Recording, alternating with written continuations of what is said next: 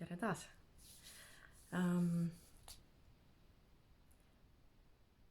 Ma hakkasin ausõna jälle kirjutama. Ja siis järsku mul oli nii palju mõtteid peas, et ma mõtlesin, et ma lihtsalt pean tegema video. Sest ma saan niimoodi rohkem öeldud. Nagu ajalugu näitab juba. Ühesõnaga, tuleb suhteliselt karm teema. Väga nagu otsekohene ka veel. Aga ma arvan, et te võiksite hakata vist juba ära harjuma, et see on minu stiil. Ühesõnaga, eile õhtul, of course mul oli vaja scrollida loomulikult, on ju. Ja sattus mulle ette üks pilt tsitaadiga. Ja loen siit ette lihtsalt, selles mõttes, et osa sellest on mul ju kirjas. Mõned vanemad peavad riietamist ja majutamist ja toitmist ehk siis vanemlust, lapse vanem olemist ennast ohverdavaks käitumiseks. Nad hoiavad seda ohverdust lapse pea kohal nagu mingit vormi võimust. See on võimu vorm. Aga selline vorm on kuritarvitav lõks, mis on maskeeritud armastusena või armastuseks.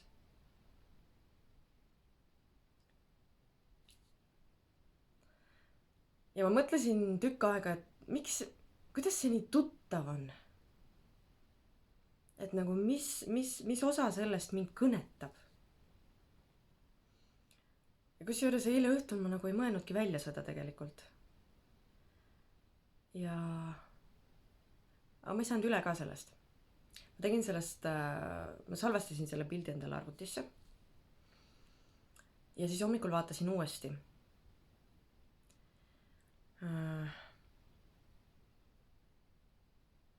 Ja siis äkki mulle meenusid mingisugused hetked. Mul hakkasid meenuma laused.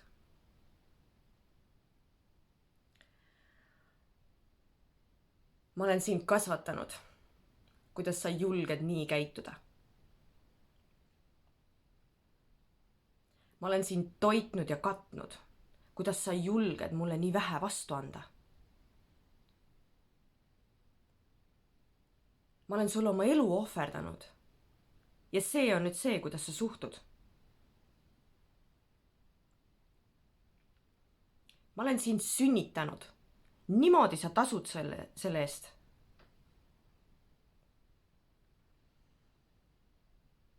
Ma olen sulle kõik andnud. Kuidas sa julged nii vähe vastu anda?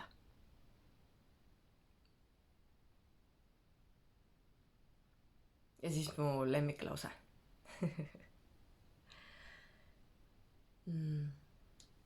Ma andsin sulle oma elu. Kuidas sa julged nii tänamatu olla?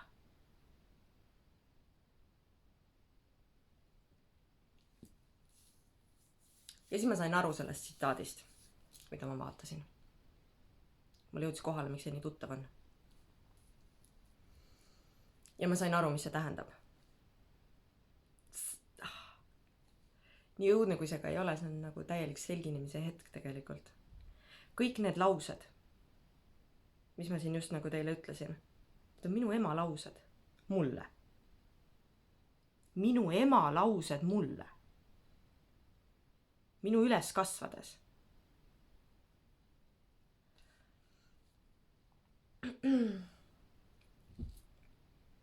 Muidugi ma hakkasin siia kirjutama, et need on need laused, kui ma julgesin lõpuks vastu hakata. Kui ma vastanud talle endast kõik andes, nagu tema mulle näkku karjudes väitis, et tema mulle teinud, minu heaks teinud. Need on need laused, mis ta mulle ütles, kui ma julgesin hakata seisma iseenda eest. Kui ma otsustasin, et see viis talle alluda ei ole õige ja midagi on valesti, midagi ei klapi, see ei olnud minu huvides. aga need laused, vau, nagu päriselt vau.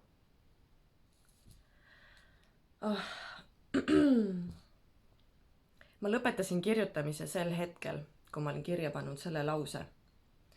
see tohutu süütunne selle ees, et ta mind sünnitas, pani mind käituma tegelikult päris pikka aega, valdava enamuse minu elust temale kasulikul viisil. ehk siis ma nagu omast arust tasusin võlga. saate aru? see on nagu, tegelikult see on geniaalne viis allutamiseks. ja ta, see on nagu, mul ei ole vahepeal isegi sõnu, kui ma nüüd praegu mõtlema hakkan. süütunne selle ees, et ta mind sünnitas.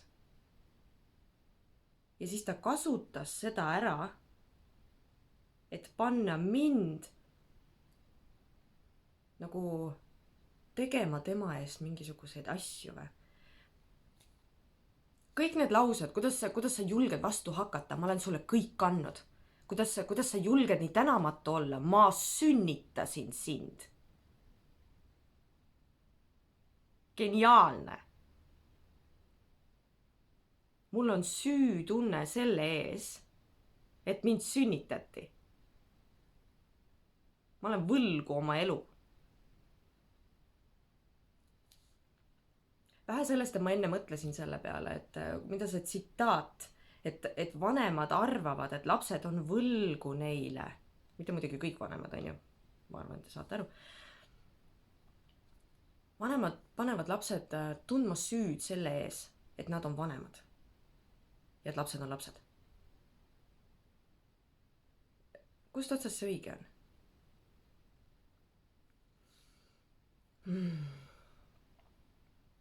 Mitte ükski laps ei ole võlgu sulle mitte midagi. Sinu laps ei ole sulle võlgu oma elu. Sinu laps ei pea sulle eluaeg tasuma võlga selle eest, et sa ta siia ilma nagu tõid. Ja kui paljud vanemad käituvad niimoodi? See mu enda näide, see oli nii raske tegelikult, siis kui see lõpuks mulle kohale jõudis. Et millise süütunde ta suutis minu ema.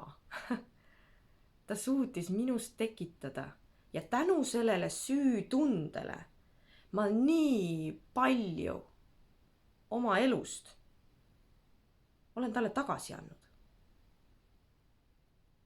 Ma olen maksnud tema võlgu kinni, mille ta mulle tekitas.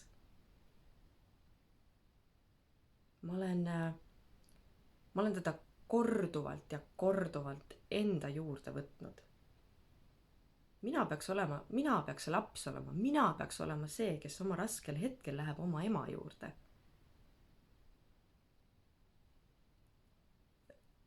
Natuke valesti on see olukord siin, on ju. Aga ma tegin seda kõike sellepärast, et mul oli süütunne.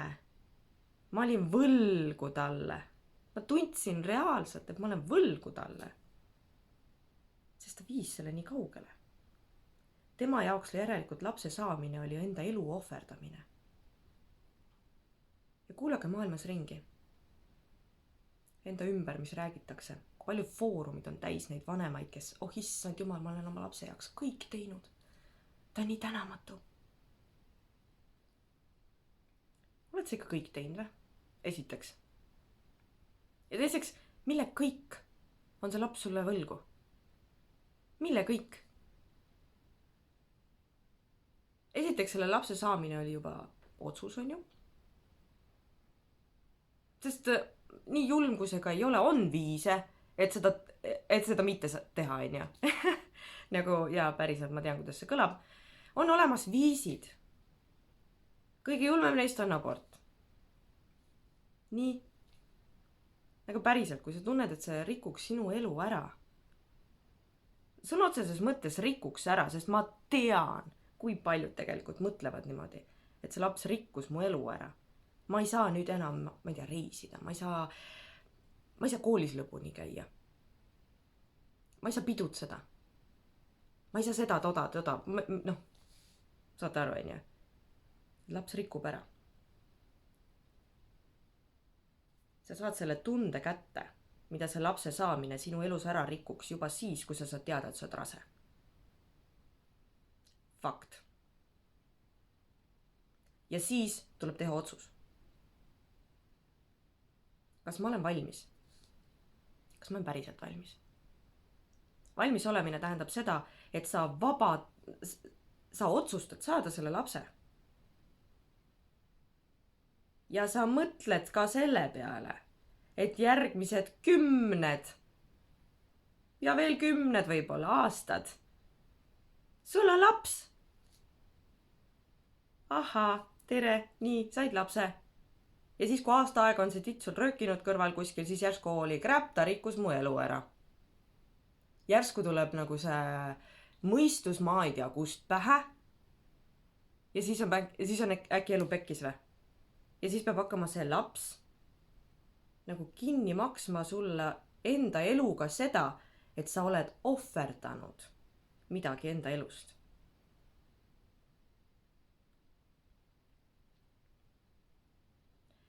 Ma saan aru, et osa sellest tekstist, sellest jutust räägib praegu lihtsalt see minu enda sisemine frustratsioon lihtsalt selle taipamise peale, et mida ja kuidas ja kui geniaalsel viisil minu ema suutis panna mind tegema selliseid asju, mis tegelikult keerasid minu elu perse, vabandust väljenduse eest.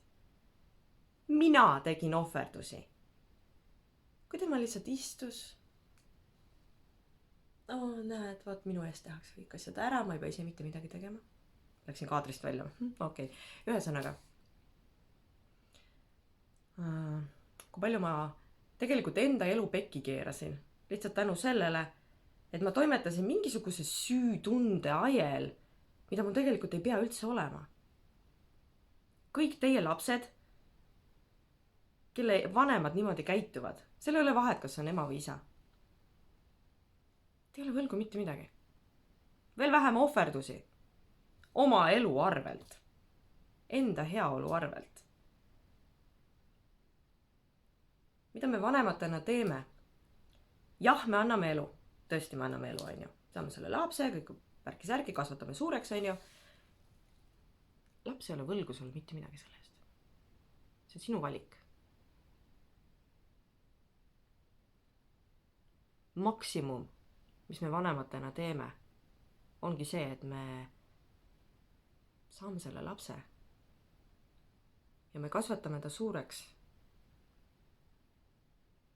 Ja selle suureks kasvatamise käigus me peame laskma tast vaikselt lahti. Sest ta ei ole meie omand. Jah, ta on sinu laps. Ta ei ole omand. Ta on täiesti eraldiseisev indiviid, kellest sa ei peagi aru saama tegelikult. Tal on tema oma teekond.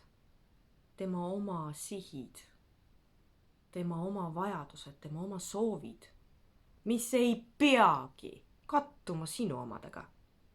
Mitte kuskilt otsast. Üldse. Sest ta on eraldiseisev indiviid. Sa kasvatad ta üles. Sa annad talle kodu. Õpetad talle võib-olla midagi. Väärtushinnanguid võiks nagu õpetada ja siuksed ilusad ägedad asjad, mida koolist ei saa. Aga selle õpetamise käigus sa õpetad ise ennast elama ilma temata. See laps ei jää sinuga, ta ei ole sunnitud jääma sinuga sinu elu lõpuni tegelikult. Milleks?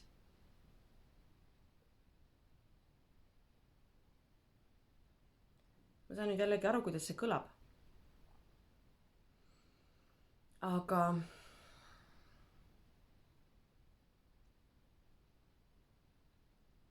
omanditunne kui selline ei kuulu sinna. Lihtsalt ei kuulu. Leppige faktiga, lihtsalt ei kuulu. Laps ei ole omand. Ta on eraldiseisev indiviid, kellele sa annad elu, kasvatad ta suureks ja kõik. Ongi kõik. Mingist vanusest alates hakkavad nad ise oma otsuseid tegema.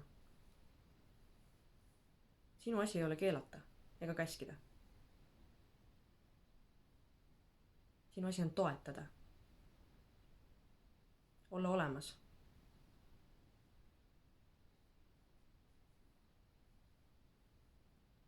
Võib-olla suunata. Aga mitte midagi peale suruda. Tal on tema oma sihid ja oma asjad, täiesti oma asjad. Täiesti eraldi sinust. Ja see peabki nii olema. Ma saan väga hästi aru, kui vähe võib-olla see jutt kellegile siin mõneteist meeldib. Aga lihtsalt nii on. Lihtsalt nii on.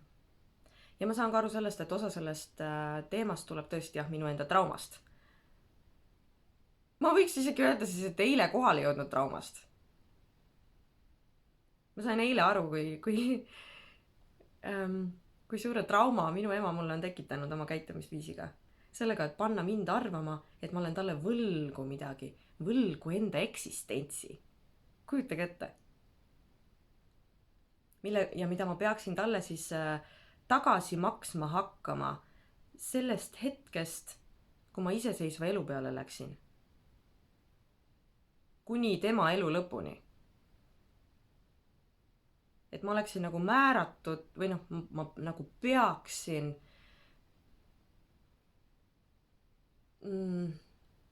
nüüd teda katma, teda toitma, talle kodu andma.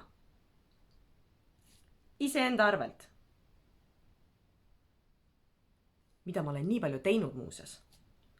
See on uskumatu lihtsalt.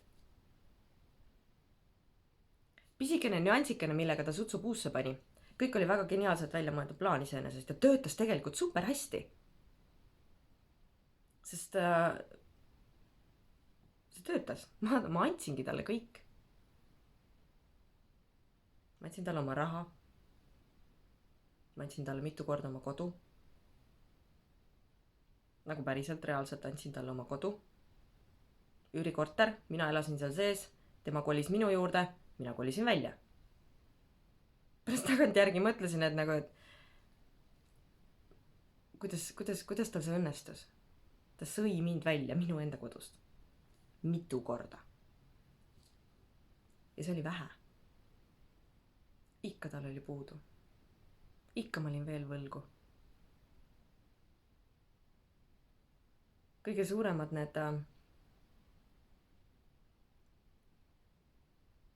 suuremad taipamised, ma tegelikult julgen öelda, olid vist äkki...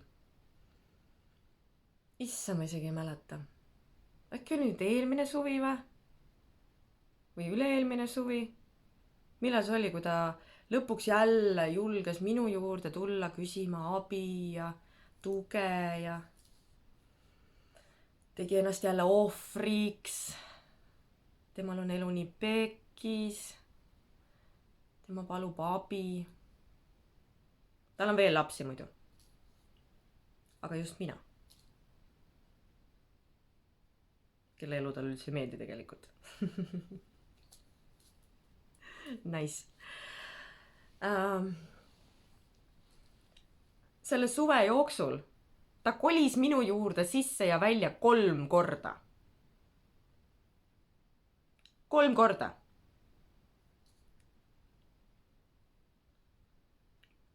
Ja väljakolimiste põhjused olid need, et ma andsin talle vähe.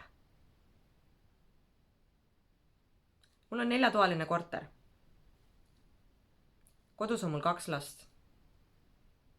Ja mina. Ma andsin talle oma suure toa.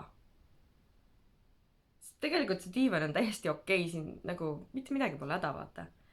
Tol hetkel veel mul poisid elasid mul suurem tüdruk oli just välja kolimas. Ühesõnaga, tema tuba oli vaba tegelikult ja poisid elasid kahekesi ühes toas. ja ma pakkusingi oma emale variandi välja, et davai, et sa oled praegu siin suures toas diivani peal. aga mul kohe kolib suurem tüdruk kodust välja. see plaan oli ammu juba paigas selles mõttes. sa saad tema toa endale, sul on eraldi tuba. ma ostan sulle teleka sinna. korraliku voodi. ma ostan sulle riided selga.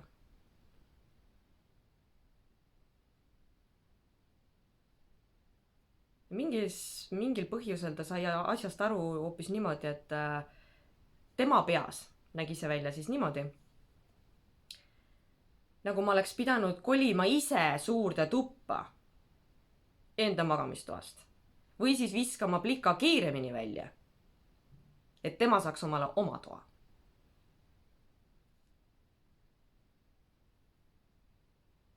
Vau. ja ma tundsin nii palju süüd selle ees, et ta mulle elu andis. et ma olin isegi peaaegu nõus sellega, saad aru. Peaaegu. aga ma käisin siis juba koolis. ja mul olid inimesed, kellega rääkida. Terapeudid. Ühesõnaga, see plaan ei töötanud. Tema jaoks oli vähe. ja siit tulid ka need põhjused, mille pärast ta mul siis suve jooksul 3 korda välja kolis. Oleks ta mulle siis öelnud, et ära läheb. Ei, ta lihtsalt auras minema. Lihtsalt auras minema. Iga kord siis, kui mind kodus ei olnud. Sest ta ei julgenud mulle otsa vaadata. See oli tema süütunne. Minu ees. Sest mulle nii kohutavalt meeldiks mõelda, et ta sai lõpuks aru, mida ta tegi.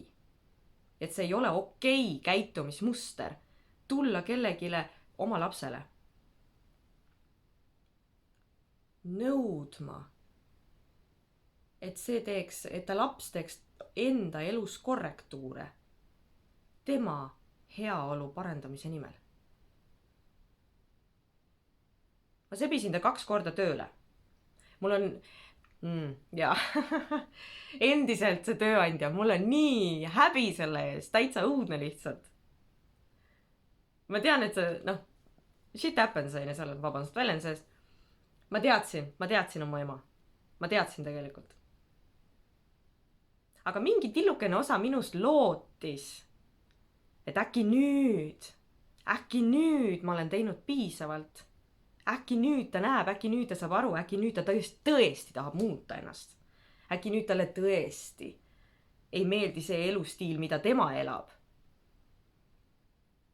Alkohol, töövahetused, ma ei tea. Pole halli aimu ka, mida ta teeb praegu ausalt öeldes. Aga ei olnud piisav. Ma ei olnud nõus välja kolima enda toast. Ma ei olnud nõus oma korterit talle andma. Ma ei olnud nõus oma raha talle andma. Minu jaoks on see niimoodi. Ma ütlesin talle lõpuks, et davai, ma otseselt tööle ei käi, aga ma lähen tööle siis. Seepärast, et sa oled ju siin. Olegi kodus, olegi vanaema lihtsalt. Tema tõlgendas seda niimoodi. Ma tahtsin, et ta koristaks ainult. Ma tahtsin, et ta oleks lapsehoidja. Ma ei lubanud tal tööle minna. Ja kui lubasin, siis ma panin ta tegema tööd, mis on õues. Mingi marjaputka ma sebisin ta sinna tööle, sest ta ju ise nii väga tahtis tööle minna. Mina sebisin ta tööle. Ja see ei sobinud talle sellepärast, et seal oli külm, seal oli õu, seal oli palju inimesi, väga palju kaste, mida tõsta, Ühesõnaga, ma võimaldasin talle lõpuks selle, et ära minegi tööle. Ma saan aru, see käib üle jõu sulle. Aga ole lihtsalt vanaema. Ma elan üksi. Isegi mitte meest ei ole. Sa saad oma toas, saad kõik asjad, mis sa tahad. Lihtsalt ole vanaema. et äkki ma maksan oma võla sulle niimoodi tagasi. Äkki ma siis enam ei ole võlgu sulle. Oma elu eest. Halloo nagu. Ja ei olnud piisav. Sellest viimasest äraminemisest, mis ta tegi, mina sain teada, ma olin nädalavahetusel koolis ära. Ma teadsin, et vanaema on kodus. Ja teel koju 3 päeva hiljem. Siis ma sain teada, et ta oli tegelikult reedel juba ära läinud. Mitte ühtegi sõna mitte kellelegi öelnud. Kirja jätnud. Minu tänamatuse. Nagu, ma ei tea, mulle pähe määrimiseks või.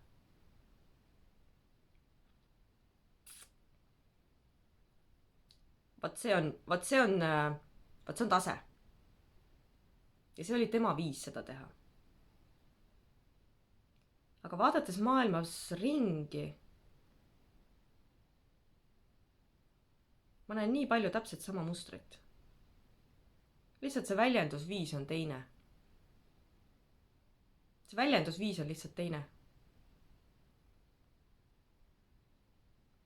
Et lapsed on võlgu. Kuidas nad julgevad oma vanemaid mitte aidata. Kuidas nad julgevad mitte aidata. Äkki see põhjus, miks nad ei taha aidata, on see, et sa oled ise viinud nad nii kaugele. Seljas elamisega. Süütunde tekitamisega. Võla tagasi nõudmisega.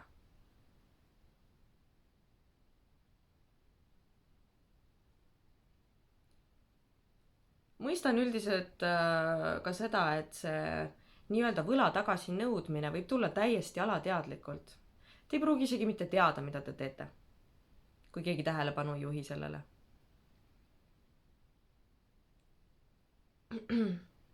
Ja tegelikult isegi kui keegi juhib tähelepanu sellele, palju sa tunnistad? Minu ema ei tunnista siiamaani seda. Ma olen 30 sitaks, vabandust, sellest aastat vana. Ja ta endiselt arvab, et ma olen võlgu talle kõik. Mina olen süüdi selles, et tema elu on sitt. Saate aru? Mina olen süüdi selles. Sest mina ei ole teinud tema heaks piisavalt. Ma olen, kuigi ma ohverdasin reaalsed suhted, raha, elukoha, kuradi, mis iganes, töökohad. Nii palju ma armastan oma ema. Ja nii tänulik oli mina talle elu eest.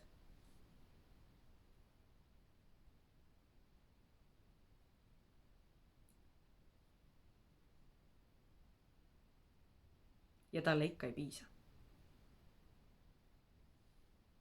Sest ma olen ikka see bitch, kes ei anna piisavalt.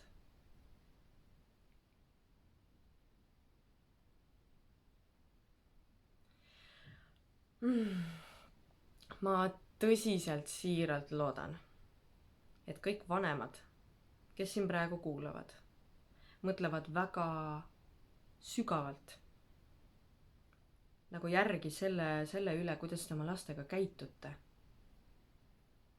Ma ei tuleks, kui palju te tekitate neis süütunnet, kui palju nad toimivad süütunde ajal.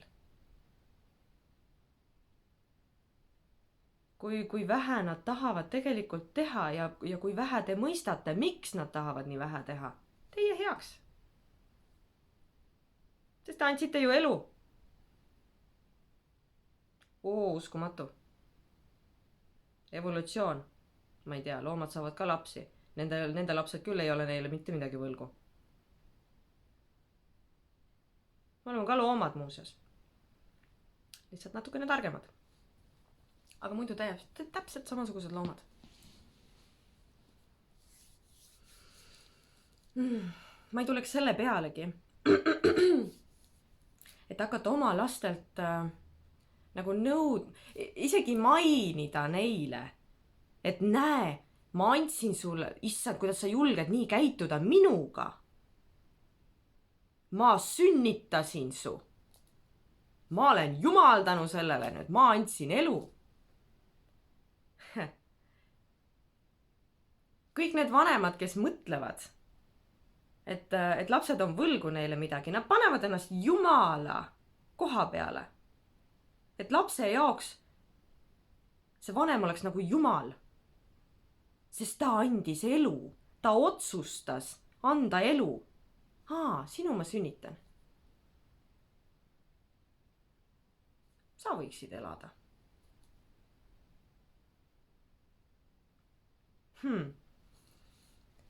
Kõlab julmalt, ma tean, ma kuulen iseennast, kui ma siin räägin, ja ma vaatan selle videot otsna mingisugune 1 000 000 korda veel läbi. Ja see on lihtsalt nagu nii geniaalne. Päriselt ka, mõelge, mis signaale te lastele saadate. Mida te taotlete ja kuidas see, mida te praegu neile mõista annate, oma tegevusega, oma käitumisega, oma sõnadega, võib hakata teile tagasi kätte maksma. Reaalselt kätte maksma. 10 aastate pärast. Sellepärast, et see, kuidas sa oled käitunud või kuidas sa oled midagi teinud või mis signaali sa oled lapsele nagu jätnud endast, see jõuab kohale alles võib-olla siis, kui see laps on ise vanem, kui ta on ise lapse saanud. Kõige hullemal variandil muidugi. Ta ei saa siis ka aru, vaid ta jätkab seda sama mustrit ja kasvab üles järgmine süüdlane elu ees. Ta ei saagi elada oma elu siis ju. Ta ei saagi leida iseennast. Ta ongi kadunud. Ja need lapsed kasvavad üles niimoodi, et nad teevadki vanemate asju. Nad elavad välja vanemate tegemata jäänud, elamata jäänud elusid. See laps on ju võlgu selle. Ta võttis vanemalt ära selle võimaluse elada oma elu. Järelikult peab sellest lapsest saama arst, politseinik, advokaat, baleriin, ma ei tea, mida iganes. Sellepärast, et vanem arvab, et laps on talle võlgu tema elu.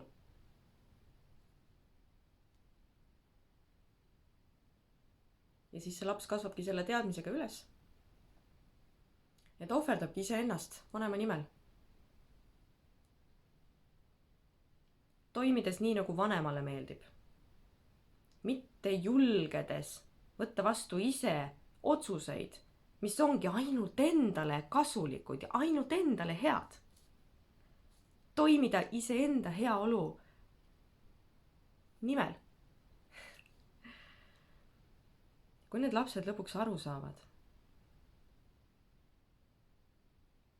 siis on vanematel sitt lugu lihtsalt. Sest siis ei ole enam võimalik neid allutada. Sest nad tahavad oma elu elada. Luua enda traditsioone. Teha enda lastega koos asju.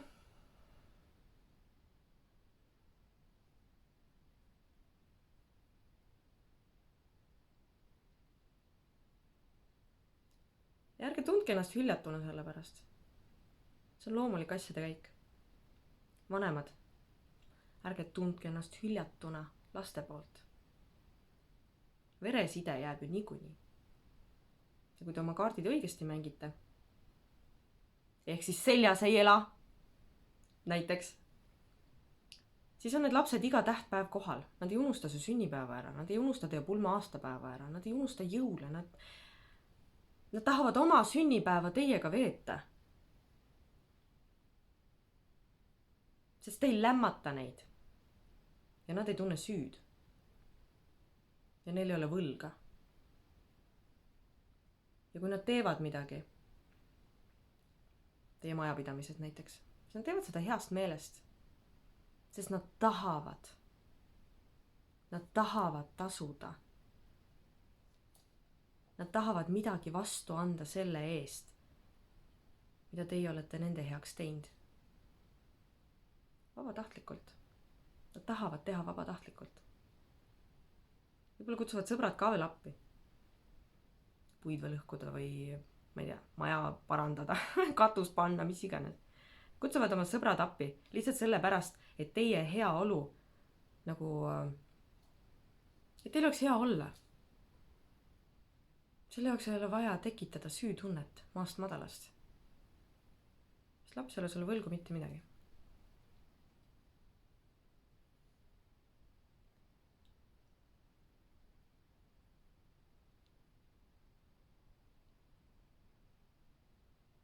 Nii et ma ei tea, ma siiralt tõesti soovitan mõelda selle signaali peale, mida te praegu lastele annate juba.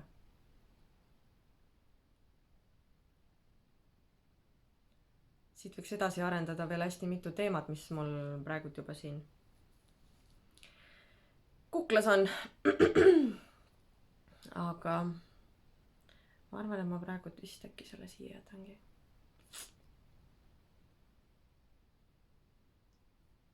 Aitäh kuulamast.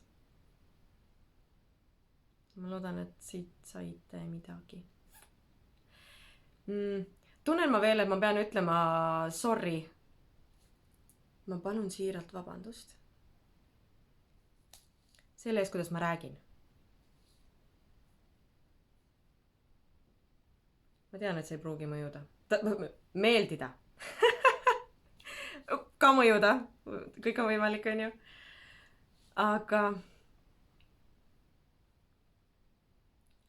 that's life.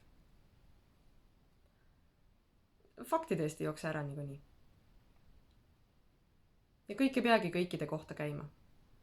Kõik ei käigi kõikide kohta. Ma loen veel korra ette selle tsitaadi. Sest see on äärmiselt vajalik lihtsalt.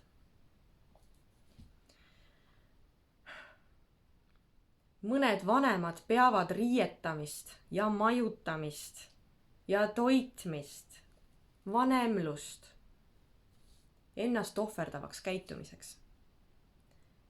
Ja nad hoiavad seda ohverdust lapse pea kohal nagu mingit vormi võimust. Selline vorm on kuritarvitav lõks, mis on maskeeritud armastuseks.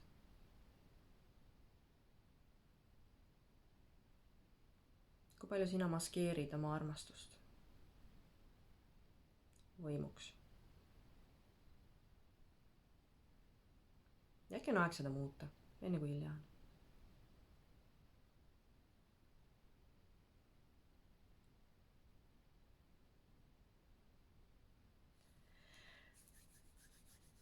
Kuna ma juba siin olen, on ju, siis kirjutage mulle enda kogemusest, kui on midagi, ma olen olemas. Te ei ole üksi. Ei lapsena ega vanemana. Ilusat päeva.